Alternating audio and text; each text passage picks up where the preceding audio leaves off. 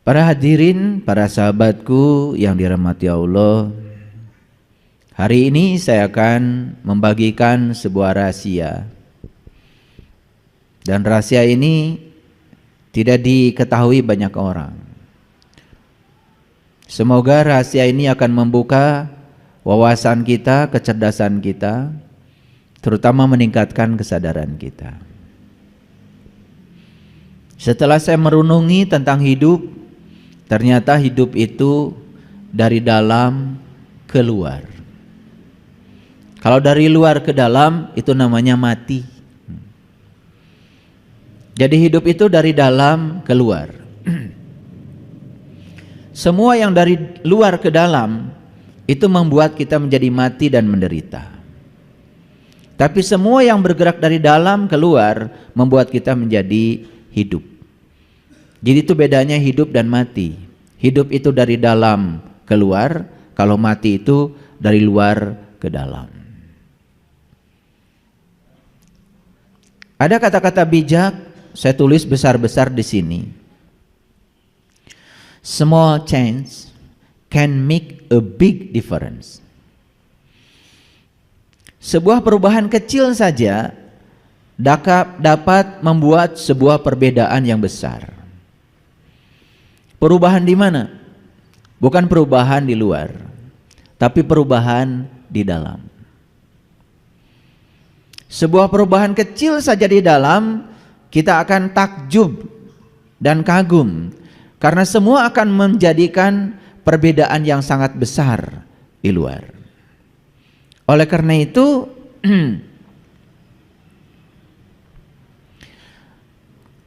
sepanjang tidak ada yang bergeser di dalam, tidak akan ada yang bergeser di luar. Sepanjang tidak ada yang berubah di dalam, tidak akan pernah ada yang berubah di luar. Jadi kalau kita ingin merubah nasib hanya sibuk di luar, maka kita akan terjebak dalam kesia-siaan. Kan ternyata satu-satunya cara mengubah nasib adalah mengubah bagian yang terdalam dari diri kita sendiri. Banyak kata-kata bijak yang sudah kita dengar, ternyata pikiran itu menghasilkan perkataan. Perkataan menghasilkan perbuatan. Perbuatan menghasilkan kebiasaan. Kebiasaan menghasilkan karakter. Dan karakter itulah yang membangun nasib. Jadi kalau kita ingin mengubah nasib, ya subah saja sumbernya. Dan sumber perubahan nasib adalah pikiran. Jadi sepanjang pikiran kita tidak ada yang bergeser, sepanjang pikiran kita seperti patung, tidak ada yang berubah, jangan pernah berharap yang di luar akan berubah. Kira-kira itu tema kita hari ini, dan saya akan mengajak kita semua untuk membuktikan kedahsyatan ini. Sedikit saja perubahan di dalam, maka kita akan terkagum-kagum karena di luar akan terjadi perbedaan yang sangat besar. Mari kita masuk dulu pada satu perenungan. Kesulitan itu hadir dalam hidup, ternyata bukan untuk melemahkan kita, tetapi kesulitan itu dihadirkan semesta justru agar kita menemukan kekuatan kita sendiri.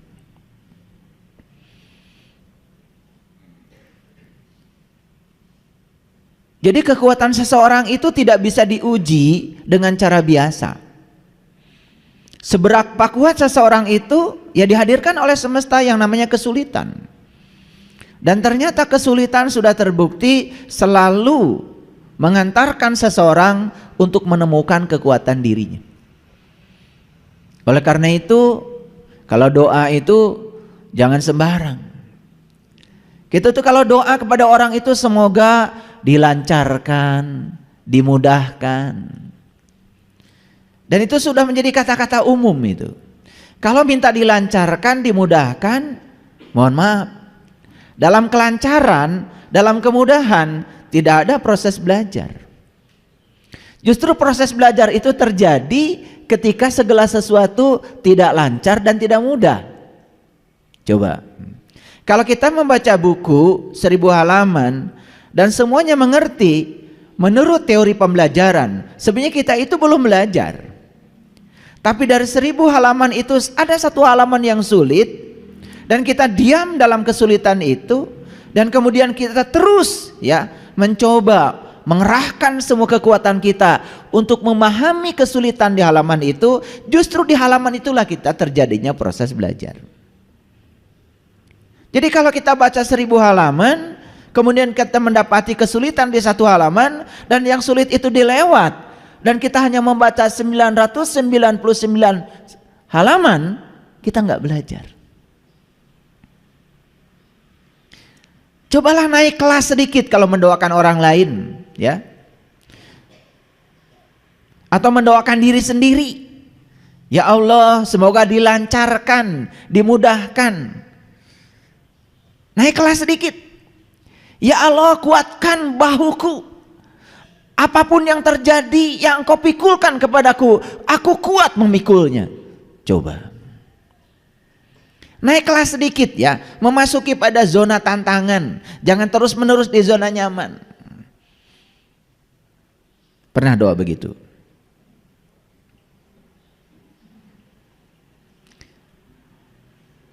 Jadi saya juga baca di WA grup yang konon katanya itu ada grup orang-orang yang berkesadaran, doanya masih begitu.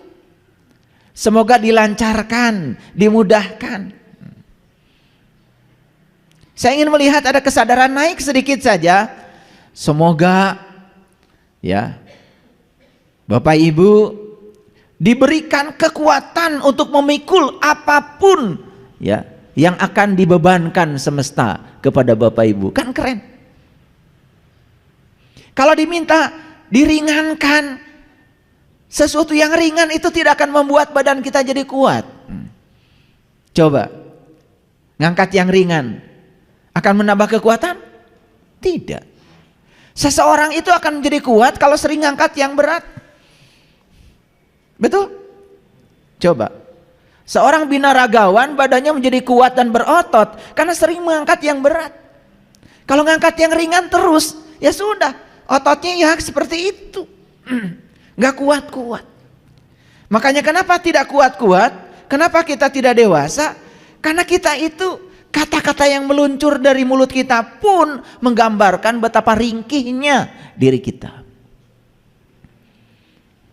Beda dengan Jenderal MacArthur. Jenderal MacArthur itu adalah pemimpin perang sekutu. Terkenal itu dengan doanya. Tuhan, jangan berikan kemudahan kepada anak-anakku. Jangan berikan kerancaran kepada anak-anakku. Begitu.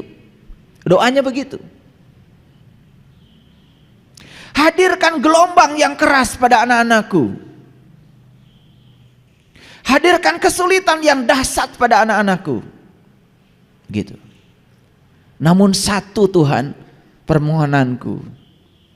Ketika gelombang datang itu kepada anak-anakku, berilah kemampuan dia untuk menyelamatkan diri dari gelombang itu. Dan berikanlah kemampuan agar dia pun tidak egois dan menyelamatkan orang-orang yang hampir tenggelam bersama dengan dia. Berani doa seperti itu.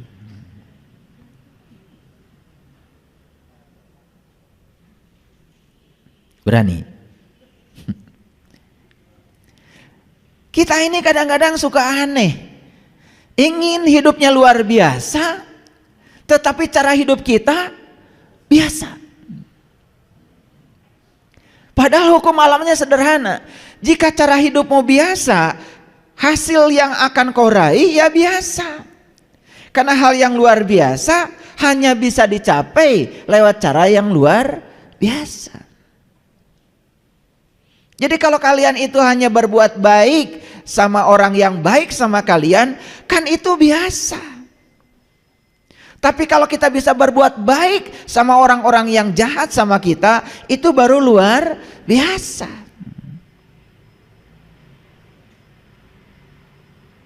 Mau saya ajak hari ini menuju etape baru, kehidupan yang luar biasa, mau? Ya caranya luar biasa. Jadi kita ini kadang-kadang menginginkan sesuatu tetapi tidak mengerti mekanisme semesta untuk mewujudkannya. Kalau tidak mau bisnis berisiko besar, ya sudah. Beli terigu 1 ons, beli minyak 1 ons, beli engkol 1 ons, campurlah semuanya, jadilah bakwan. Dan kemudian taruhlah yang 1 on itu di atas meja di pinggir jalan. Setidak-tidaknya kalau itu tidak laku kan menjadi santapan untuk diri sendiri. Bisa dihitung hasilnya berapa? Seseorang yang tidak mau mengambil risiko, ya memang hidupnya tenang, tetapi tidak pernah mengalami kemajuan.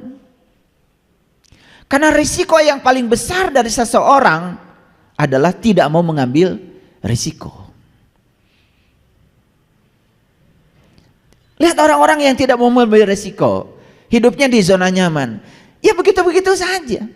Maaf ya.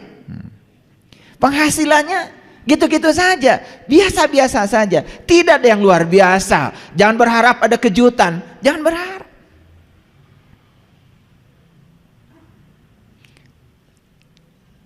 Jadi bagaimana kita bisa menjadi kuat?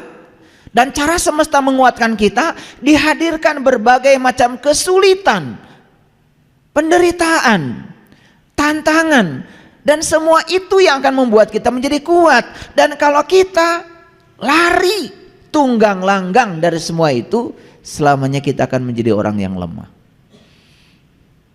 Paham? Oke. Habis sholat berdoa, ya Allah, jadikanlah aku orang yang paling sabar di semesta ini. Didengar gak oleh semesta? Semesta itu langsung mendengar, makanya langsung dikabulkan. Selesai sholat langsung ada serangan mendadak.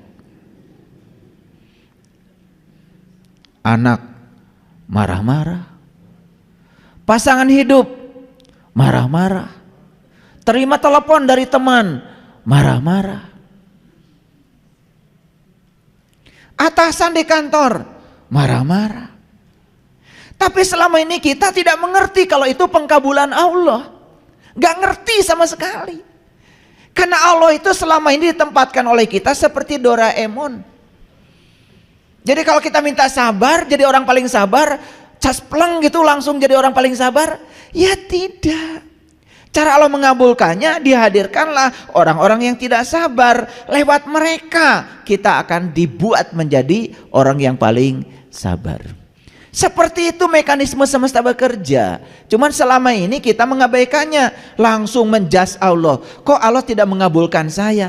Padahal anak sudah marah-marah, pasangan hidup sudah marah-marah. Baru saja ke jalan, ya, ada orang marah-marah. Itu pengkabulan dari doa kita. Cuman kita nggak ngerti kalau itu pengkabulannya. Karena yang namanya pengkabulan di otak kita itu adalah bukan proses. Pengkabulan itu seakan-akan caspleng kayak Doraemon, minta kantong ajaib langsung saja saat itu datang. Begitu bukan? Ini ngerti nggak yang saya sampaikan? Kalau ngerti saya lanjutkan ngajinya. Ngerti? Oke. Agak cerdas sedikit ya. Makanya saya bilang kalau mau ngaji dengan saya minum jus wortel.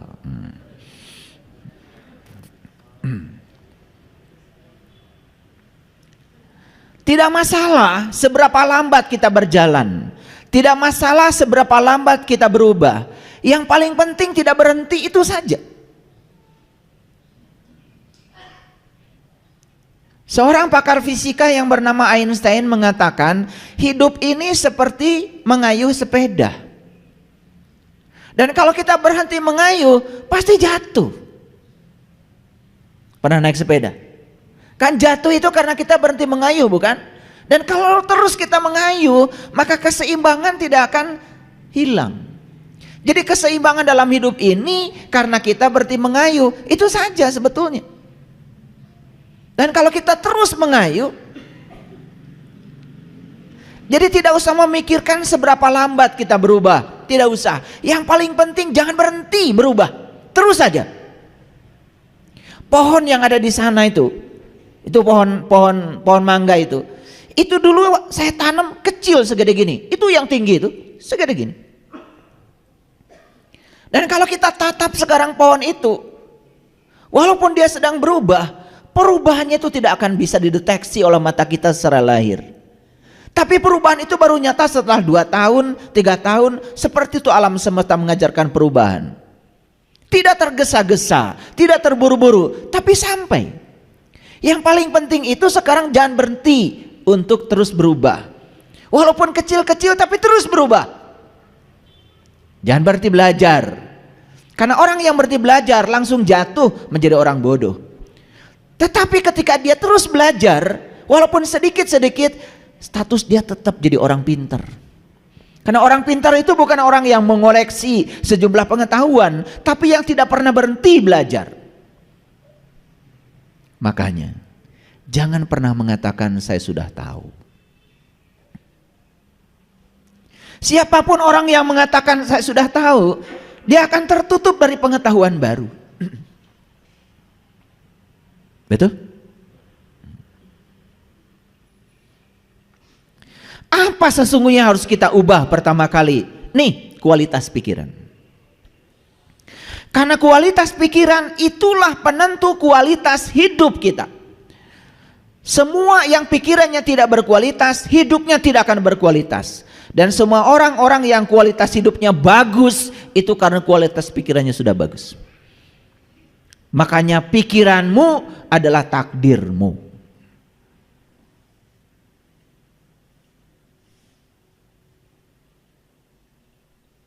Dan pikiran itu bukan buatan Allah.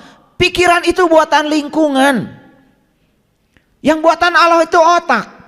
Otaknya buatan Allah. Tapi yang diinstalkan ke dalam otak itu tergantung di mana kita hidup. Saya mewawancarai mahasiswa yang mengambil mata kuliah kewirausahaan dengan saya. Secara pribadi saya tanya, pernah dengar nggak kamu kata-kata dari orang tuamu? Nah, cari uang itu susah. Nah, hidup itu penuh dengan perjuangan. Itu terdengar berulang-ulang, mau makan, kata-kata itu datang. Ketika minta uang jajan, langsung dapat khutbah. Khutbahnya, nah, cari uang itu susah.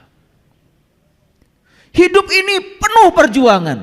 Terus dikatakan begitu, terus berulang-ulang. Apa yang terjadi? Kata-kata yang diulang-ulang itu akhirnya masuk di subconscious mind, long term memory anak kita. Terbentuklah dalam otak mereka itu sebuah paradigma buat cari uang itu susah dan hidup penuh perjuangan. Makanya anaknya ketika sudah dewasa cari uangnya susah dan hidupnya penuh dengan perjuangan.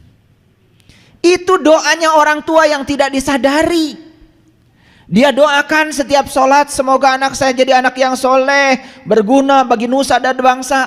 Doa itu dilantunkan 5 kali setiap sholat. Tetapi mengatakan hidup susah dan penuh perjuangan puluhan kali. Mana yang akan jadi? Yang puluhan kali. Ada proses repetisi di situ. Tapi orang tua menganggap itu bukan doa. Dan itu yang akan terjadi. Apa yang terjadi?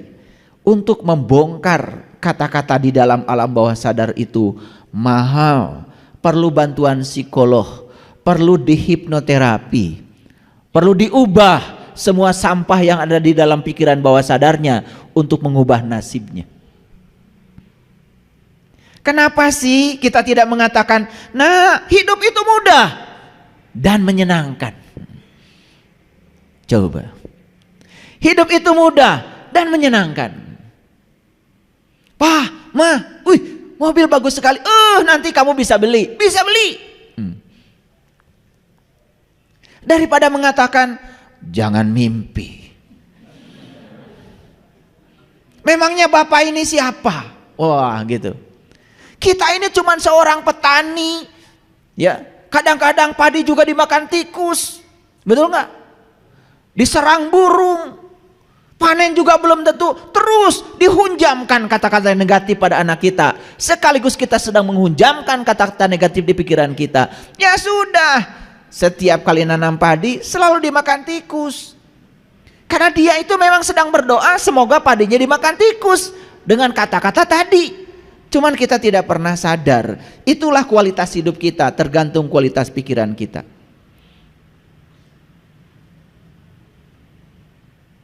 Saya waktu kecil kerjaan saya tukang kayu bakar, ngambil kayu bakar. Jadi kalau hari Sabtu, itu hari Minggu, itu kerjaan kami itu ngambil kayu bakar. Jadi semua cucu-cucu itu dikumpulkan itu di rumah nenek, dikasih sarapan singkong sama gula merah, gula aren, itu supaya kuat naik gunung. Gitu. Naik itu, nenek kami yang memimpin itu, luar biasa. Saya nakal, karena kalau nenek sedang ngambil kayu bakar itu ya saya tidur-tiduran aja di hutan itu, lihat langit.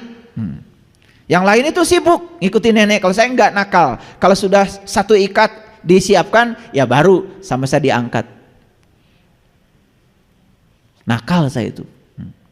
Tapi waktu kecil saya sudah lihat ke langit, lihatnya ke langit itu. Paling suka, paling senang kalau ada pesawat lewat itu. Pesawat lewat. Kalau ada pesawat lewat, bahagia sekali. Dan saya pejamkan mata saya lama gitu. Dan saya rasakan seakan-akan saya di pesawat itu.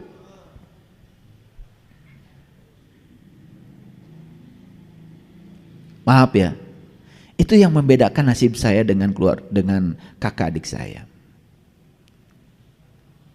Jadi saya tidak melihat bapak saya sebagai buruh di perkebunan, saya tidak melihat bapak saya kesusahan, tidak. Saya tidak melihat itu. Saya percaya kalau Allah itu akan ngasih rezeki yang sama buat semua orang. Saya percaya kalau Allah itu akan menyediakan kebahagiaan yang sama buat semua orang. Jadi saya bayangkan sejak dari kecil, saya ini sudah naik pesawat kemanapun saya mau. Dan begitu saya sudah waktunya, saya naik pesawat kemanapun saya mau.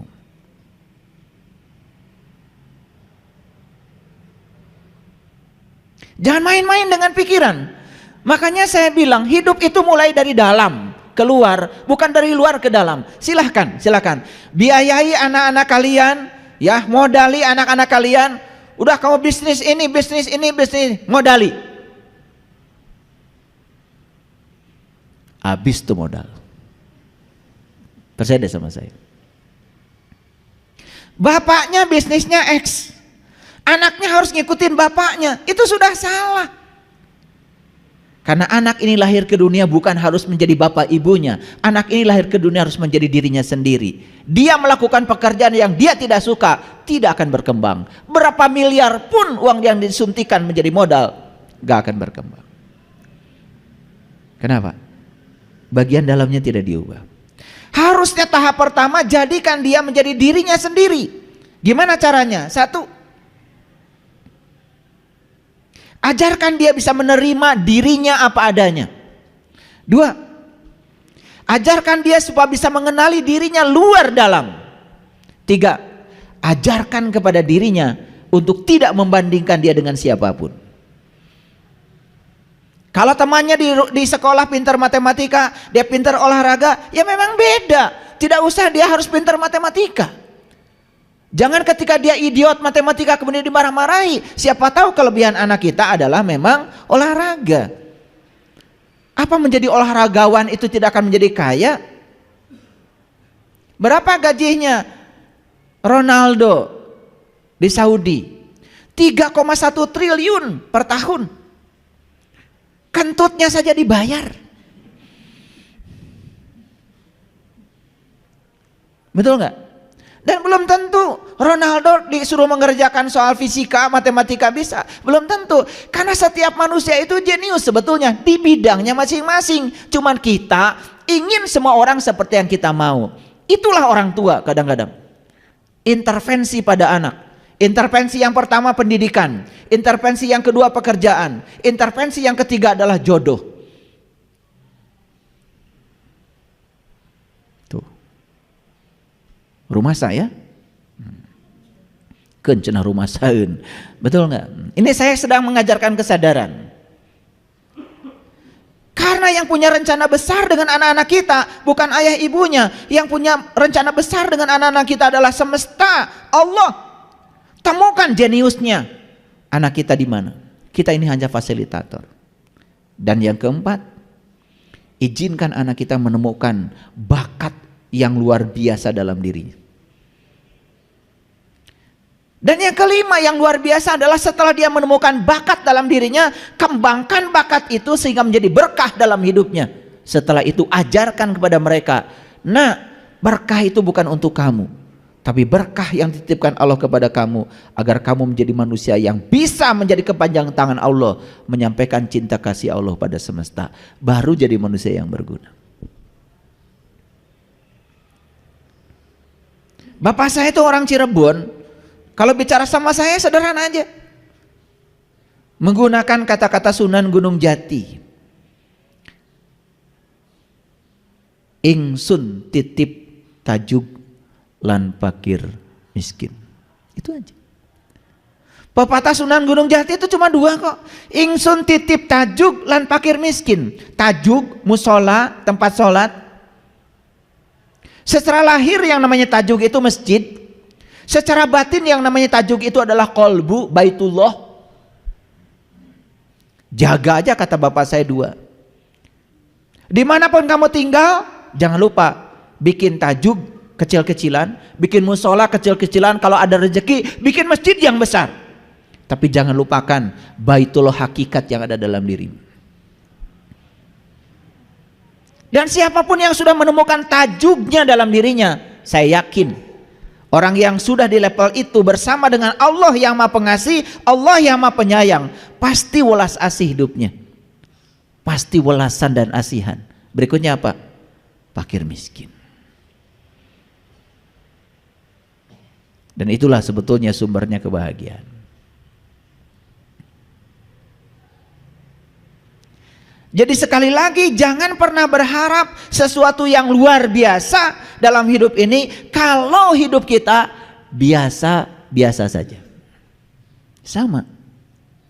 Kita sholat biasa-biasa saja. Orang lain wudhu, ikut wudhu. Orang lain sholat, ikut sholat. Orang lain takbir, ikut takbir. Ya sudah, ngikut seperti kebanyakan orang. Ya hasilnya pun seperti kebanyakan orang. Coba dinaikkan sedikit. Kenapa Rasulullah mengajarkan kepada kita ketika membasuh wajah, beliau mengajarkan doa, ya Allah putihkanlah wajahku dengan cahaya. Ketika membasuh kaki, beliau berdoa, ya Allah kuatkan kakiku dalam menjalani syiratmu. Ketika membasuh hidung, ya Allah masukkanlah bau surga ke dalam hidungku. Jadi Rasulullah mengajarkan afirmasi, mengajarkan kesadaran. Sebetulnya Rasulullah sedang mengajarkan kepada kita bagaimana kita berterima kasih pada tubuh ini, bagaimana kita mencintai tubuh ini. Makanya tubuh ini kalau diajak bicara luar biasa.